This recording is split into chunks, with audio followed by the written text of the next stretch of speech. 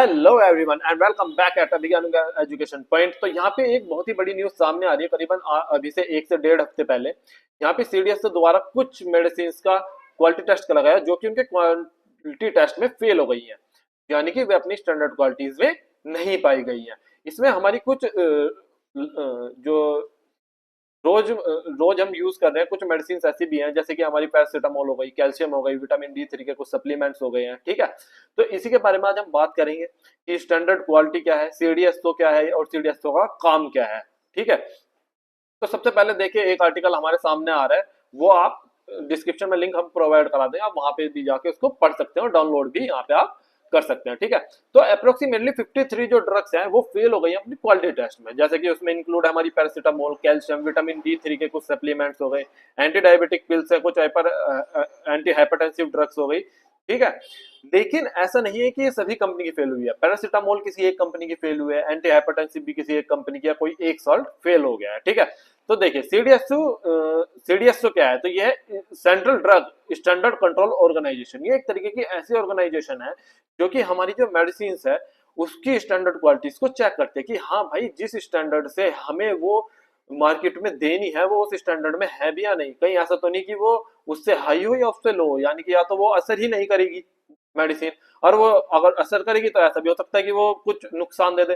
तो इसलिए उसका स्टैंडर्ड क्वालिटी मेंटेन करना जरूरी है। ठीक है, तो यहाँ पे हाई तो कोई नहीं करेगा क्योंकि सीधी सी बात है हाई में तो कॉस्ट ज्यादा आ जाएगी, तो उन्होंने लो कर रखी थी। ठीक है, तो अब यहाँ पे क्या है, तो जब यहाँ पे टेस्ट को परफॉर्म करा गया सीडीएसओ द्वारा, तो वो अपनी स्टैंडर्ड क्वालिटीज में नहीं पाई गई है। ठीक है, जैसे कि इसमें क्या हो गया, विटामिन बी कॉम्प्लेक्स हो गए हैं, विटामिन सी हो गई, एंटी एसिड्स हैं कुछ, पैरासीटामोल 50 mg हो गई, ग्लीमाप्राइड एक एंटी डायबिटिक पिल है वो हो गई।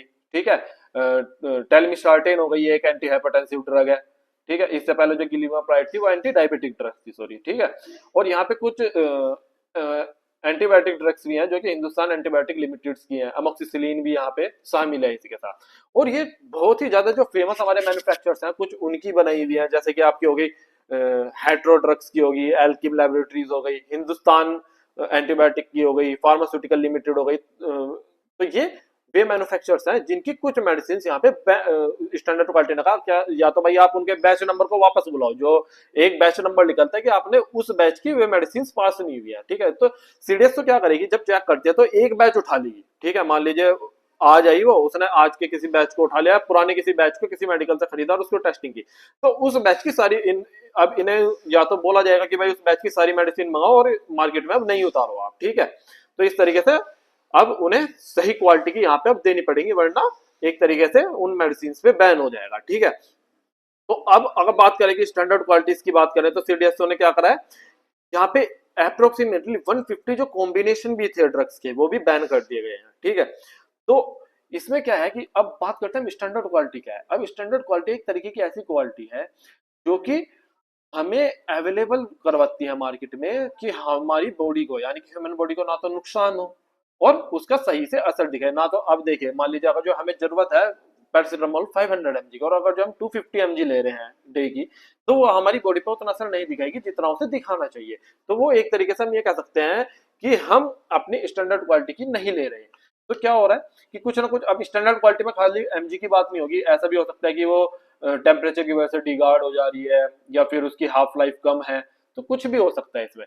तो अभी के लिए इतना ही। अगर आप हमारे से इस बारे में कुछ कमेंट है या कोई भी है तो आप कमेंट अपना छोड़ सकते हैं, हमारे से कांटेक्ट भी कर सकते हैं हमारे व्हाट्सएप पे।